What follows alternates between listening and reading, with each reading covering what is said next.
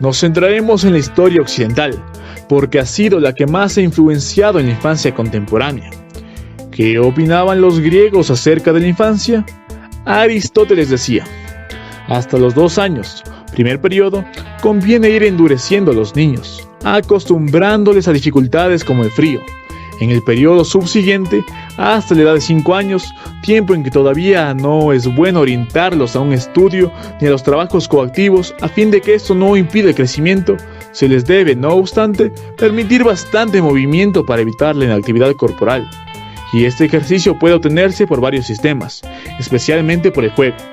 La mayoría de los juegos de la infancia deberían ser imitaciones de las ocupaciones serias de la edad futura. En la Grecia clásica ya se defiende que los ciudadanos varones se escolaricen. Primero, una instrucción informal, hasta llegar a la pubertad, que consistía en leer, escribir y educación física. Después de eso, una instrucción formal, literatura, aritmética, filosofía y ciencia. Pero como todo cambia, en el Imperio Romano pierde la relevancia la educación liberal y peor aún la educación física y el deporte. El objetivo de su educación era formar buenos oradores, embellecer el alma mediante la retórica. Su educación, en cambio, se dividía en 3 etapas: escuela elemental de los 7 a los 12 años, gramática de los 12 a los 16, y prosa, teatro y poesía, en sí lo que es la retórica, desde los 16 años. Cabe recalcar que las escuelas eran mixtas, solo en la primera etapa.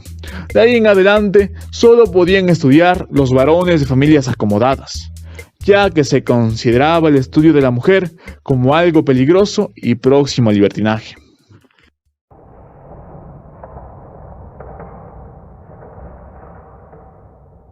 Sigamos avanzando en la historia y vayamos a la larga noche de 2000 años. Sí, la Edad Media, periodo marcado por la dominante Iglesia Católica, no sería un periodo muy alentador para la infancia.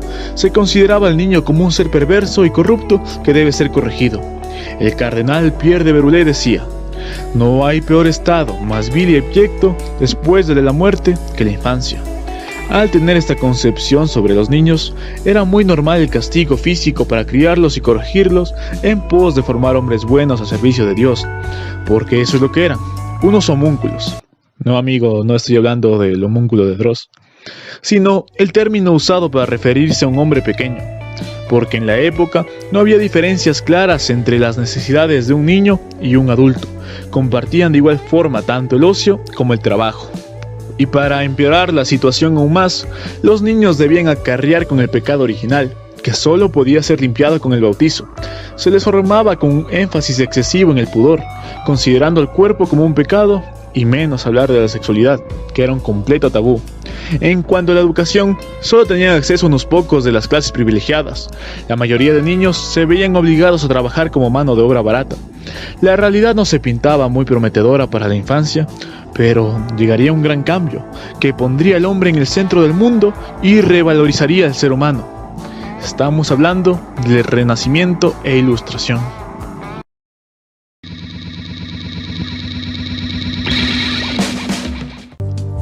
La iglesia se iba gritando a la par que sus ideas.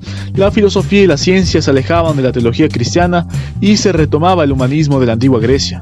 Estos factores también ayudarían a una nueva concepción de la infancia.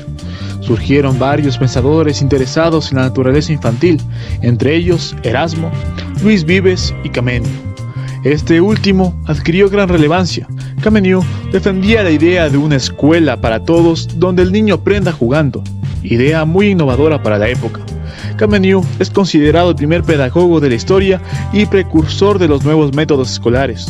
Su libro, La Didáctica Magna, es el primer manual de la técnica de enseñanza, con el cual siembra los fundamentos de la felicidad y de la solidez para enseñar y aprender. Otra figura importante sería el filósofo John Locke, quien aportaría con la famosa tabula rasa, o pizarrón en blanco, que consiste en que el ser humano nace con una conciencia totalmente limpia, y conforme va creciendo, ésta absorbe lo que capta en sus sentidos, o dicho de otra manera, la forma en que se vaya desarrollando una persona va a depender de su crianza. Esta visión del ser humano liberaría al niño de las ataduras que se le habían impuesto como un ser corrupto y malvado, pasando a ser considerado un ser moldeable. Estas ideas, lamentablemente, en el Renacimiento se quedarían en lo teórico, mas no en lo práctico, y tampoco se pudieron llevar a cabo en el periodo barroco, debido a la crisis política, económica y social que se vivió en Europa. En la Ilustración ya se vio los primeros esbozos del concepto de infancia moderna.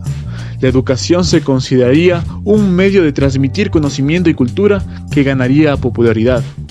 Uno de los pensadores más importantes e influyentes hasta nuestros tiempos sería el francés Jacques Rousseau. En su obra Émile tiene una serie de principios básicos de cómo educar a los niños. Este libro se puso muy de moda en Europa. Entre sus ideas más importantes y conocidas está la de que el niño es bueno por naturaleza y es la sociedad la que llega a corromperlo.